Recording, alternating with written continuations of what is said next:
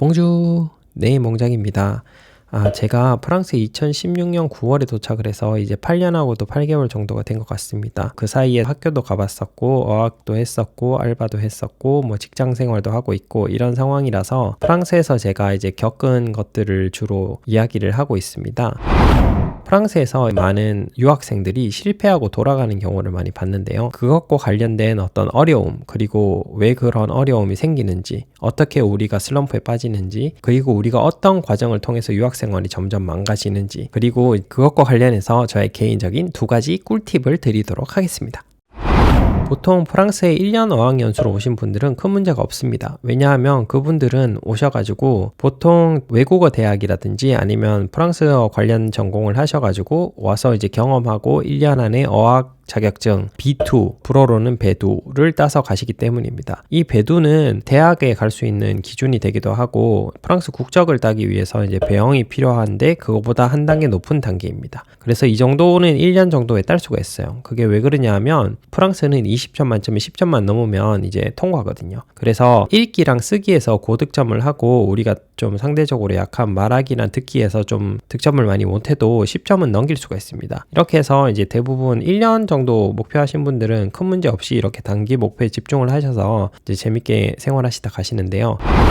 이제 문제는 2년 이상 계시는 분들 또는 대학을 가시는 분들 뭐 아니면 여기서 계속 생활을 하시는 분들이 사실 언어에 관련해서 많은 좌절을 겪게 되고 그것과 관련해서 좀 많이 망가지는 경우를 많이 봤습니다. 저도 사실 그런 경험을 했었었고요. 그에 관련된 좀 이야기를 드리면요.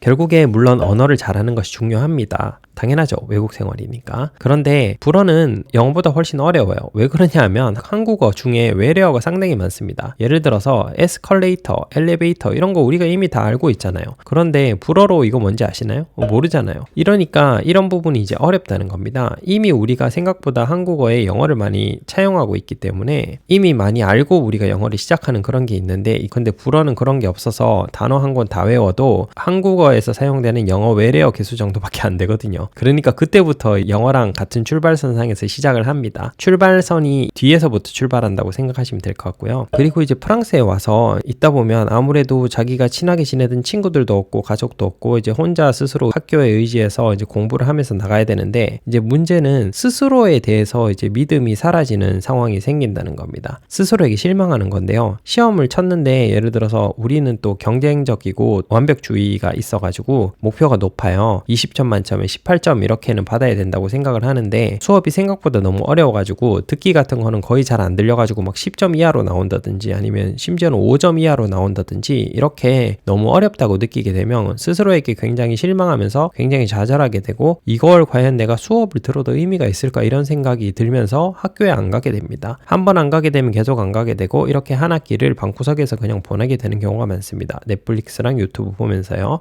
이런 경우에 이제 실패하게 되거든요. 그 학기는 실패죠. 그러나 그 다음 학기도 역시나 또 완벽주의가 중간에 한번 발동되게 되면 그 순간부터 학기 끝까지 안 가게 되는 그런 경우. 이런 분들도 많이 봤고 저도 이런 것들을 몇 번 겪었었습니다. 근데 보통 이게 이런 상황이 왜 벌어지냐 하면 스스로에 대한 이제 믿음이 사라져서 그런 거거든요. 에너지와 방향을 상실하는 겁니다. 나이가 좀 있으신 분들은 이거 공부해가지고 결국 내 인생이 나아질까? 막 이런 생각을 하시기 시작하면서 공부에 대한 동기나 에너지가 확 떨어져 버리고 방황하십니다. 그리고 한 학기가 지나면 이 정도는 했었어야 되는데 이게 자기가 생각한 것보다 너무 못하면 또 이게 또 스스로 굉장히 낙담을 하거든요. 그런 경우를 굉장히 많이 봤습니다. 이제 완벽주의가 심하다 보니까 스스로에 대해서 실망을 하게 돼서 그런 거죠. 이런 경우에 제가 꿀팁을 하나 드리자면 체육관을 등록해서 다니시라는 겁니다.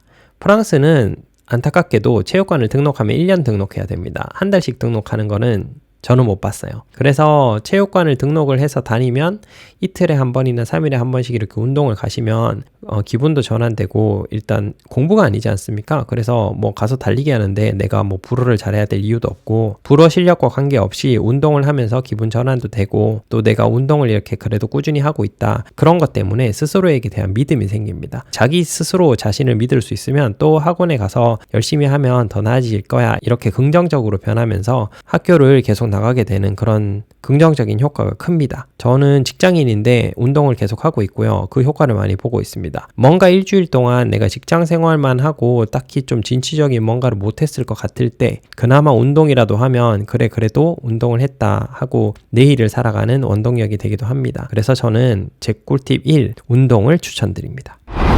또 다른 어려움이 하나 있는데요. 프랑스에 오면 일단 한국에서처럼 도서관이 잘 열질 않습니다. 평일에 오후 5시에 문을 닫는다든지 오후 7시에 문을 닫는다든지 아니면 주말에는 아예 문을 여는 도서관이 없다든지 이런 경우 상당히 많거든요. 그런데 공부는 해야 되겠고 카페 가서 하면은 가끔 싫어하는 카페도 있고 좀 나는 카페 체질이 아닌데 싶은 사람들도 있을 겁니다. 그런 경우에는 또 집에서 해야 되는데 집의 문제는 조명이 문제입니다. 기숙사 같은 경우에 1층 같은 경우에는 창문을 열고 하려니 밖에서 나를 보는 게 싫고 그렇다고 차양막을 내리고 하자니 방 안에 조명이 너무 어둡다는 겁니다. 한국처럼 흰색 조명이 아니에요. 붉은색 조명인데 이거 켜고 있으면 머리가 도대체 잠에서 헤어나오질 못합니다. 한국에서 또 우리가 많이 과로를 하고 오는 경우가 많기 때문에 오면은 잠을 많이 자게 되는데요. 백색 조명이 아니고 이렇게 노란색 오줌 조명이 켜져 있으면 계속 잠이 옵니다. 한 오후 4시만 돼도 이런 조명 켜고 있으면 잠을 잘 수 있을 정도로 굉장히 좀 어두워요. 제 꿀팁 2.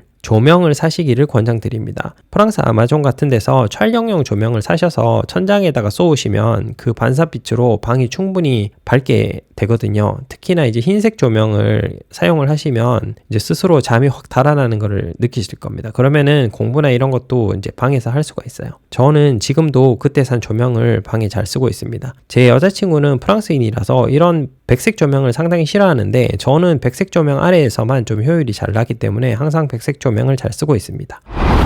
네, 결국에 유학생활은 언어를 잘하는 것이 중요합니다. 근데 언어를 잘하기 위해서는 꾸준히 하는 게 중요한데 중간에 우리의 완벽주의 때문에 스스로에게 좌절하고 굉장히 많이 망가지고 고립되고 방에 처박혀서 학원도 안 가는 그런 상황이 많이 발생될 수 있습니다. 이런 것을 방지해 줄 수 있는 게 첫 번째, 스포츠 센터를 끊어라. 그리고 두 번째, 백색 조명, 아주 밝은 방송 조명을 사서 방 안에 켜라. 이렇게 두 가지 꿀팁을 드리면서 오늘 영상 여기서 마무리 짓도록 하겠습니다. 그러면 다음 영상에 뵐게요.